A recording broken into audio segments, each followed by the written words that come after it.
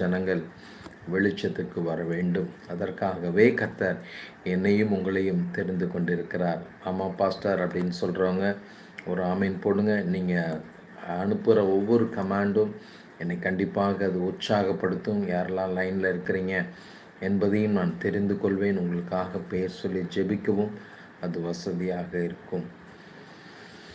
நானும் என் வீடும் என் வீட்டார் அனைவரும் ஓயாமல் நன்றி சொல்வோ. ஒரு கரு போல காத்தீரே நன்றி, என்னை சிதையாமல் சுமந்தீரே நன்றி. எபினேசரே எபினேசரே, இந்நாள் வரை சுமந்தவரே. எபினேசரே எபினேசரே, என் நினைவாய் இருப்பவரே. நன்றி நன்றி நன்றி. இதயத்தில் சுமந்தீரே நன்றி. நன்றி நன்றி நன்றி. கரு போல சுமந்தீரே நன்றி. ஒன்றுமே இல்லாமல் துவங்கின என் வாழ்வு நன்மையால் நிறைந்துள்ளதே. எத்தனை பேர் சொல்ல முடியும்? அப்பா, என் வாழ்க்கையில் நான் ஒன்றுமே இல்லாமல் என் வாழ்க்கையை துவங்கினேன். ஆனால் கர்த்தர் இன்று நல்ல நன்மைகளை கொடுத்து என்னை ஆசீர்வதித்திருக்கிறீங்க அப்படின்னு நீங்கள் சொல்வீர்களானால், ஒரு தீமையும் நினைக்காத நல்ல ஒரு தகப்பன் உமை போல இல்லை. நம் வாழ்க்கையில் நாம் முன்னேற வேண்டும், நம் ஆசீர்வாதமாய் வாழ வேண்டும் என்று விரும்புகிற ஒரு தகப்பன் இருப்பாரே ஆனால் அது நாம் ஆராதித்து கொண்டிருக்கிற இயேசு கிறிஸ்து மட்டும்தான்.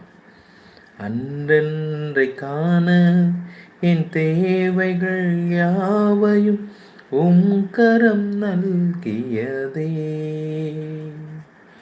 நீ நடத்திடும் விதங்களை சொல்ல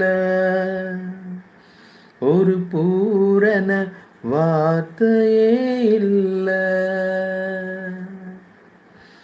எபினேசரே எபினேசரே, இந்நாள் வரை சுமந்தவரே. எத்தனை பேர் சொல்ல முடியும்? என் ஆண்டவர் என்னை இந்நாள் வரைக்கும் சுமந்து கொண்டிருக்கிறார். என் அன்றைக்கான தேவைகளை கர்த்தர் அவர் கரத்திலிருந்து நான் பெற்றுக்கொண்டிருக்கிறேன். அவர் நடத்திடும் விதங்களை சொல்ல வார்த்தை இல்லை அப்பா. எவ்வளோ அதிசயமாய் நம்மை நடத்தி கொண்டிருக்கிறார். ஞானிகள் மத்தியில் பைத்தியம் என்னையும் அழைத்தது அதிசயமே. நான் இதற்கான பாத்திரம் அல்ல, இது கிருபையே வேறொன்றுமில்ல. நான் இதற்கான பாத்திரம் அல்ல, இது கிருபையே வேறொன்றுமில்ல. எபினேசரே எபினேசரே, இந்நாள் வரை சுமந்தவரே. நன்றி நன்றி நன்றி. கரு போல காத்தீரே நன்றி.